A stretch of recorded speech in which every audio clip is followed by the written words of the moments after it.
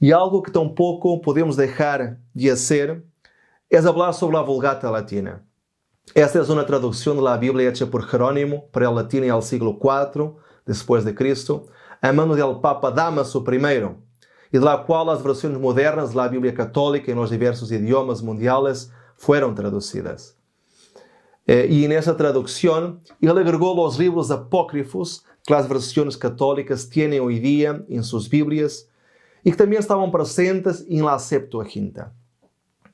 Pero antes de elucidar sobre qué pensaba Jerónimo sobre esos libros, hay que en primer lugar entender el porqué de haberlos colocado en la Vulgata Latina. Y muy bien, cuando Jerónimo empezó la traducción de la Vulgata Latina, él fue para Belén. Y allí bien cerca de Jerusalén, pues, como estaba traduciendo directamente del hebreo, él quería estar cerca de los maestros judíos que hablaban y entendían bien el idioma hebreo, para que entonces su traducción fuera lo más fidedigna posible. Y no como algunas versiones latinas que ya circulaban en el Imperio Romano, pero que no tenían ninguna calidad. Pero cuando llegó a la parte de los libros apócrifos, que no estaban en la Biblia hebrea, pero sí estaban en la versión griega de la Septuaginta, él cuestionó a los maestros judíos si esos libros eran o no inspirados, si eran canónicos o no. A lo que ellos contestaron diciendo que no eran inspirados, que no eran parte de la lista de libros de las Escrituras Sagradas. Así que él no quería incluir esos libros en su traducción para el latín. Pero el Papa Dámaso I, quien le había encomendado esa traducción, le dijo que él tenía que ponerlos sí o sí.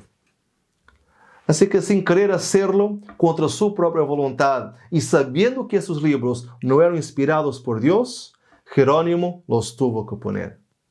Pero en muchas versiones de la Biblia católica existen notas de Jerónimo donde él dice que los libros apócrifos habían sido colocados a mando del Papa.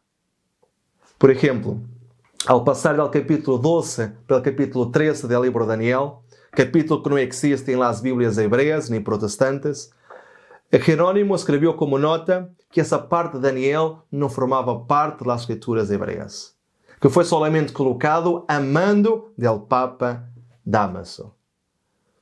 Y lo mismo encontramos en el prefácio a los libros apócrifos escritos por Jerónimo y colocados en la Vulgata, donde él mismo los declara como siendo apócrifos y no como inspirados por Dios. Si no vea, prefácio a los libros de Salomón, inicio del prólogo de Jerónimo a los libros de Salomón, Jerónimo a los obispos Cromatios y Heliodoros.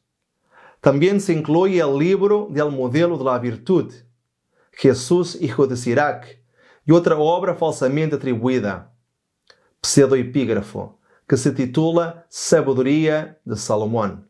El segundo, Sabedoria de Salomón, nunca fue entre los hebreos, cuyo estilo apesta a elocuencia griega. Por tanto, así como la iglesia también lee los libros de Judith, Tobías y los Macabeos, pero no lo reciben de las escrituras canónicas, así también se pueden leer estos dos rollos para el fortalecimiento del pueblo, pero no para confirmar la autoridad de los dogmas eclesiásticos. Podemos comprobar que Jerónimo aclara en este prólogo a los libros de Salomón que los siguientes libros que vamos a presentar no salen dentro del canon y que no pueden utilizarse para confirmar dogmas eclesiásticos, o sea, doctrinas, como lo hacen hoy día en la teología católica romana. Y los libros son los siguientes: Jesús, hijo de Sirac, Sabedoria de Salomón, Judith, Tobías y Macabeos. Esto según Jerónimo. Veamos agora el prefácio a los libros de los Reis, también llamado de Prólogos Galeatos, que significa prólogo protector. ¿Y protector de qué? Justamente de los libros que son inspirados por Dios. Y en este prefacio, él empieza por enumerar los libros que componen el canon del Antiguo Testamento. En hebreo, todo lo que decimos y la voz humana se comprende dentro de sus límites. Así reconocemos 22 libros, mediante los cuales, como por el alfabeto de la doctrina de Dios, un hombre justo es instruido en la tierna infancia y como si fuera que mientras todavía son de pecho. Estos 22 libros corresponden, como ya vimos en el tema anterior, a los 39 libros que componen el Antiguo Testamento, las Biblias cristianas no católicas.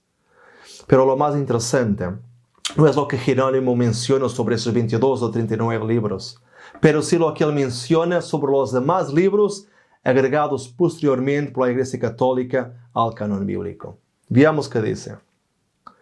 Este prefacio, prólogo, de las Escrituras puede servir como armadura, galeatum, casco, protección, guía, de todos los libros que convertimos del hebreo al latín, de modo que podamos estar seguros de que lo que está fuera de ellos debe dejarse de lado entre los escritos apócrifos.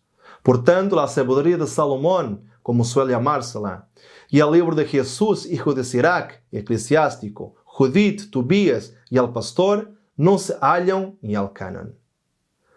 Así que es el propio Jerónimo que los llama apócrifos, el autor de la Vulgata, versión de la cual salieron las traducciones católicas, llama a esos libros apócrifos y no deuterocanónicos.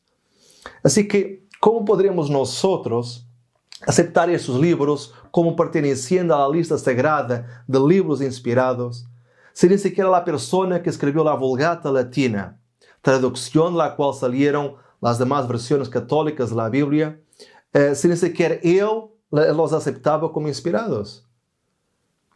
Y también el reformador Andreas Carlat, en el año 1540, teniendo en su posesión el Prólogos Galeatos de Jerónimo, y aludiendo al hecho de que él los había llamado de apócrifos, o sea, libros que no eran divinamente inspirados, él afirma dogmáticamente que aquellos libros deberían ser banidos de las Biblias cristianas. Pero como en ese periodo la Iglesia Católica estaba vivenciando su espíritu de contrarreforma, respondió oficializando entonces esos libros en su canon, y así, en el Concilio de Trento, en el año 1546, en su cuarta sesión, decretó oficialmente que esos libros eran canónicos y sagrados, pronunciando además que todos los que no creyesen así deberían ser considerados anátemas. Pero claro, el propósito principal de la Iglesia Católica al hacerlo fue trazar planes para combatir la reforma, puesto que los reformadores procuraban eliminar todas las prácticas y enseñanzas que no tenían base bíblica. Y como la Iglesia Católica no podía encontrar apoyo para algunas de sus doctrinas en la Biblia, a menos que los escritos apócrifos fuesen considerados como parte de ella, entonces, esta iglesia se vio forzada a reconocerlos como canónicos y, consecuentemente, todas las versiones católicas de la Biblia preservan esos libros hasta el día de hoy.